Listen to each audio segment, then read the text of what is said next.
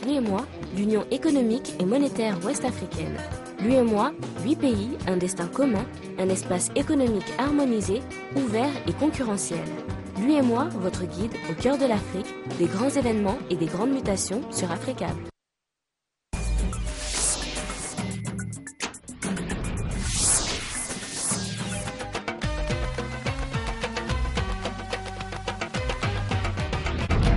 Bienvenue à cette édition dont voici les titres. Des troubles sociaux à nouveau dans le nord de l'Algérie, une situation qui crée un climat de tension. Nous y reviendrons tout à l'heure dans l'édition.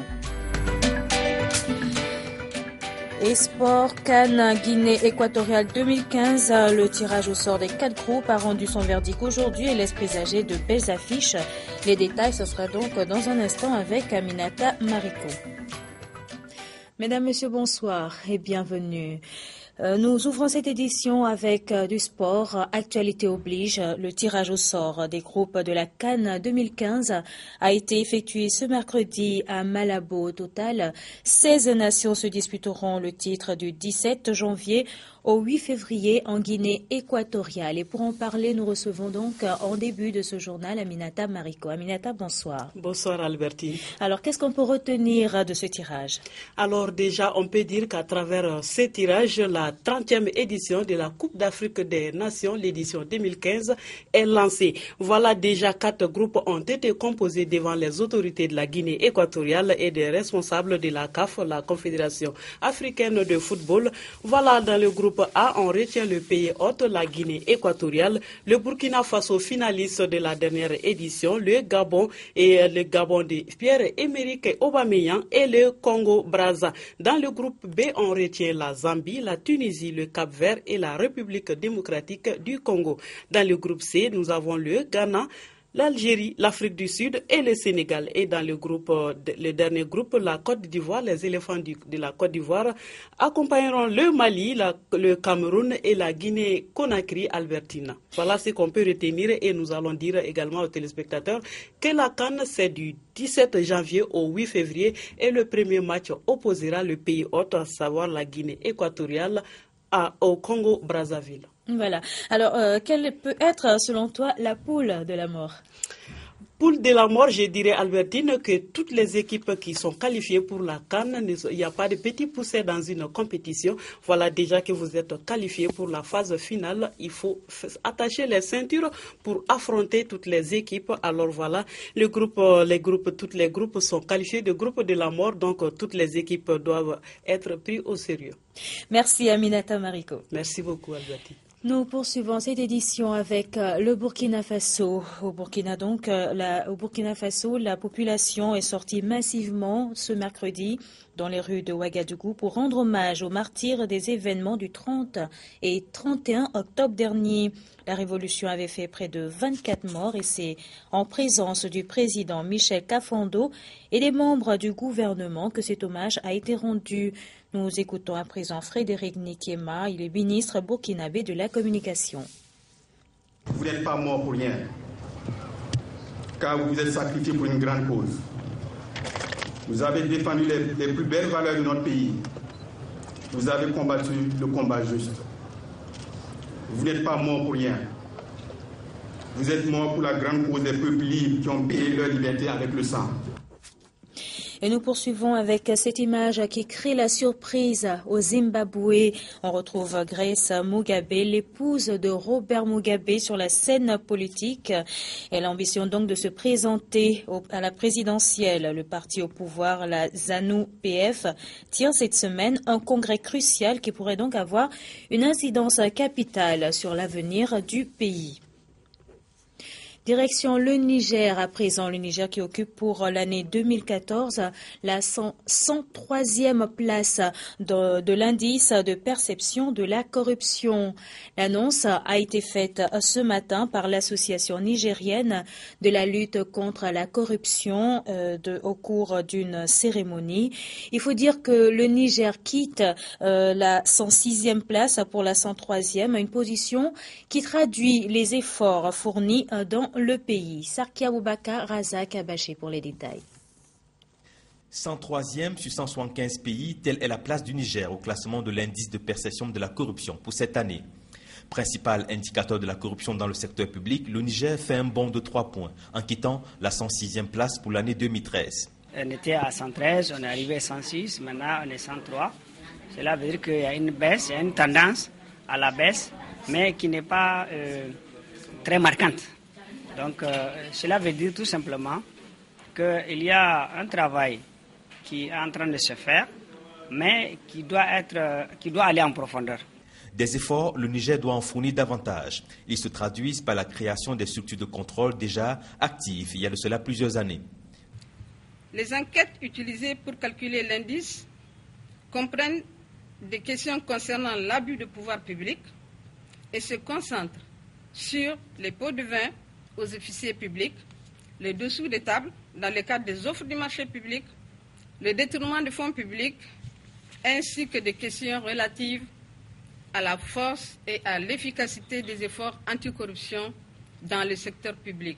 Un film documentaire sur la corruption en Afrique a également été projeté. Celui-ci présente les témoins et les victimes de la corruption sur le continent, ainsi que les dangers pour nos sociétés. L'Association des éleveurs du Sahel célèbre sa 25 années d'existence au Niger et en prélude à cette célébration, il a tenu une conférence de presse. L'objectif, partager l'agenda des journées essentiellement de réflexion.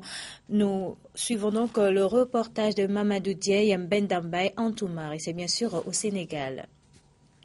Des techniques innovantes pour permettre aux Sénégalais de se soigner convenablement, voilà le combat que mène l'ONG Connexion sans frontières. En effet, la société civile apporte sa contribution à la réalisation de la couverture maladie universelle à travers la plateforme Prévue. Le modèle Prévu s'inspire d'une approche endogène bien connue des populations sénégalaises, à savoir la micro-contribution. Il s'agit d'un programme de micro-cotisation multicanal. Donc on va utiliser tous les systèmes de paiement électronique pour aider les populations à faire des paiements fractionnés pour constituer les primes d'assurance ou bien constituer leurs cotisations annuelles au niveau des mutuelles de santé. Parce que jusque-là, le maillon faible du dispositif de santé, c'est le recouvrement. Et donc cette solution-là permet de gérer et d'alléger, de gérer pour les institutions et d'alléger pour les ménages sénégalais la constitution de cette prime. Et l'avantage d'une des offres que nous avons, c'est la subvention pour la première année de 60 ou 80% de la prime. Et ensuite, il y a une prise en charge qui est entre 60 et 80% en fonction des services. Cela veut dire en clair, si vous devez payer 10 000 francs, vous ne payez que 2 000 francs. Ainsi, le gouvernement du Sénégal, par le biais du ministre conseiller auprès du président de la République, Assane Diop, salue l'esprit de responsabilité qui anime l'ONG Connexion sans frontières. Les mécanismes de micro-cotisation proposés pour maîtriser les risques maladies permettent d'assurer à chaque Sénégalais une prise en charge médicale indépendamment de sa situation socio-économique. Et cette démarche contribuera à atteindre les objectifs du gouvernement qui est de 75% de couverture à l'horizon 2017. Rappelons que le programme Prévu fait partie de l'initiative Couverture Maladie Universelle lancée en 2013 par le gouvernement pour faciliter l'accès des populations aux soins de santé. L'Algérie traverse actuellement une situation de tension. Le mois dernier, la répression de manifestants dans le sud du pays avait fait près de 2 morts et 39 blessés. Et le week-end dernier, des manifestations se sont répétées, mais cette fois-ci dans le nord du pays. Les détails dans ce reportage. C'est un contentieux sur la propriété des parkings qui a mis le feu aux poudres. Dans cette banlieue de Constantine, après la manifestation, les affrontements entre habitants et forces de l'ordre ont été violents. Nouvel épisode des troubles sociaux qui touchent l'Algérie. Le principal parti islamiste d'opposition lance une mise en garde. Quelle va être la réponse des autorités face à ces mouvements sociaux? La situation en Algérie est difficile en ce moment, notamment car l'économie repose sur le pétrole et le gaz. Et les prix des hydrocarbures sont à la baisse. Mais pour les autorités, il faut se méfier des récupérations politiques. La réaction des autorités face à cette contestation dans certains départements du pays a été rapide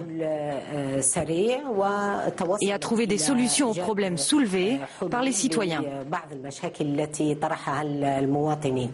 La grogne sociale peut-elle entraîner des changements politiques? Pour ce politologue, elle permet surtout des arrangements au sein du régime.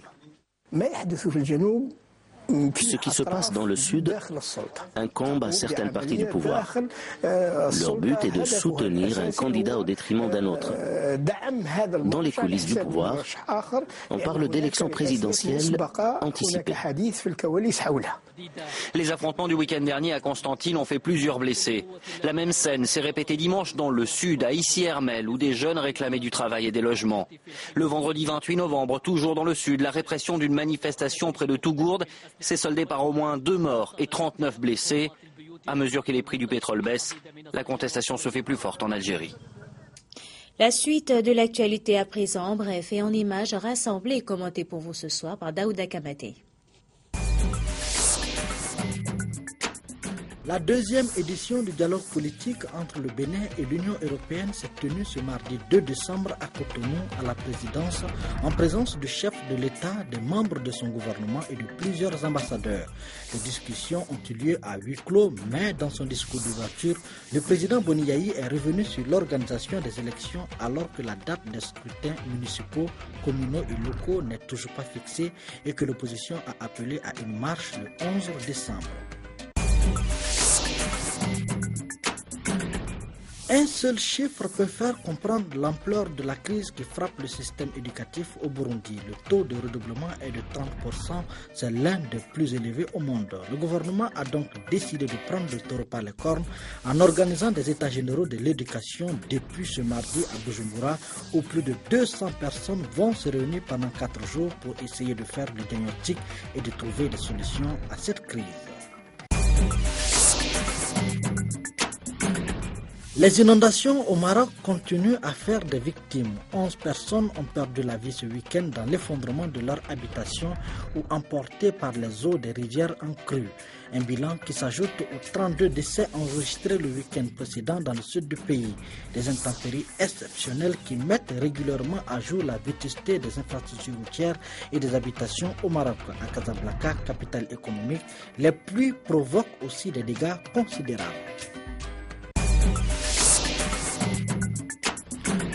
Jusqu'où ira Grace Mugabe, l'épouse du vieux président zimbabwéen Robert Mugabe, celle que le tout Harare avait pris l'habitude de croire uniquement abandonnée à ses séances de shopping, a soudain révélé un appétit politique qui pourrait la voir s'emparer du pouvoir. Alors que la bataille pour sa succession s'intensifiait, Grace, 49 ans, a fait une entrée fracassante dans la course en août quand son mari l'a proposée comme future présidente de la puissante Ligue des femmes du parti. Hors du continent africain à présent et nous nous rendons à Hong Kong. Les protestateurs sont divisés sur la poursuite ou non des manifestations. Entre-temps, les 3 initiateurs du mouvement pro-démocratie s'étaient rendus à la police, mais ils ont été ensuite libérés et ne seront probablement pas poursuivis. Une reddition qui en dit long sur l'essoufflement du mouvement pro-démocratie. Il y a 2 mois, ces hommes avaient initié l'occupation d'une partie de Hong Kong. Ce mercredi, ils se sont livrés à la police avant de ressortir libres.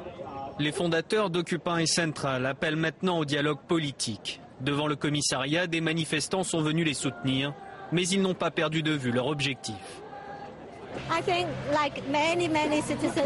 Comme de nombreux citoyens de Hong Kong, je suis très déçu.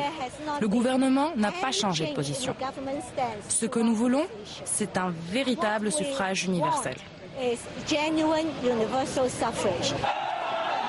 Ces derniers jours ont eu lieu les pires affrontements entre police et manifestants depuis le début de la contestation, incitant ces leaders historiques à changer de stratégie.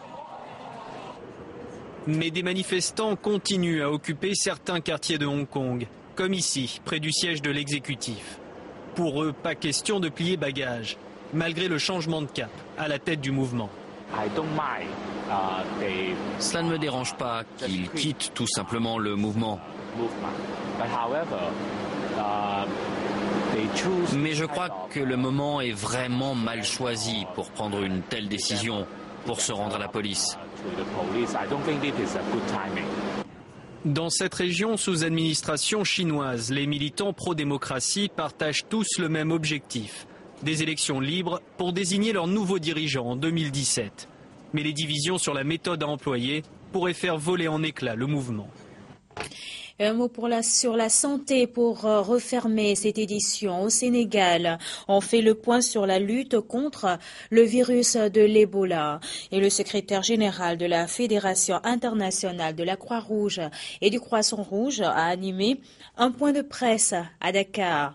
Il est revenu sur la réponse à Ebola ainsi que le travail important abattu par les sociétés nationales des deux institutions en termes d'information et de sensibilisation pour assister les populations.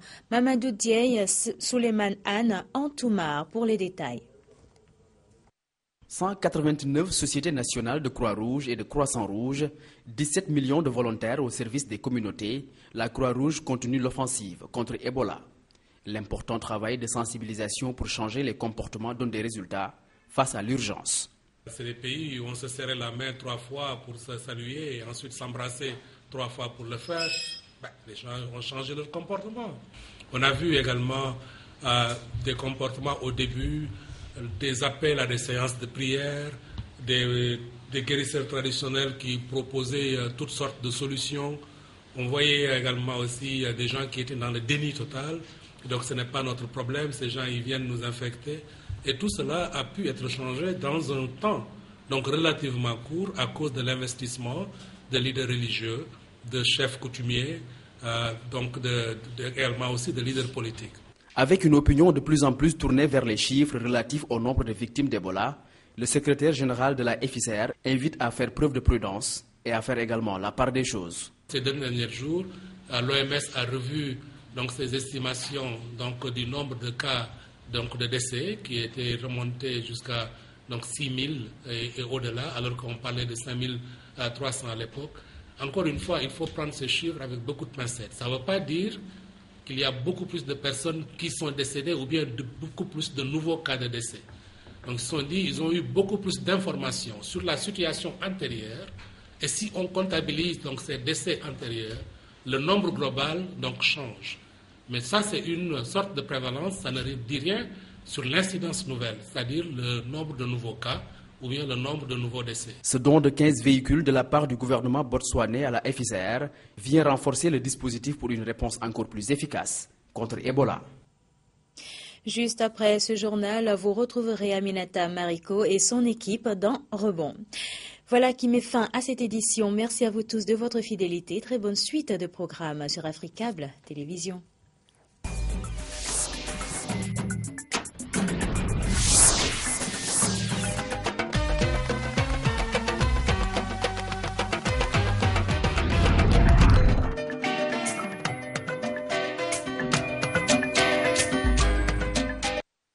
L'UEMOA, l'Union économique et monétaire ouest-africaine. L'UEMOA, 8 pays, un destin commun, un espace économique harmonisé, ouvert et concurrentiel. L'UEMOA, votre guide au cœur de l'Afrique, des grands événements et des grandes mutations sur Africable.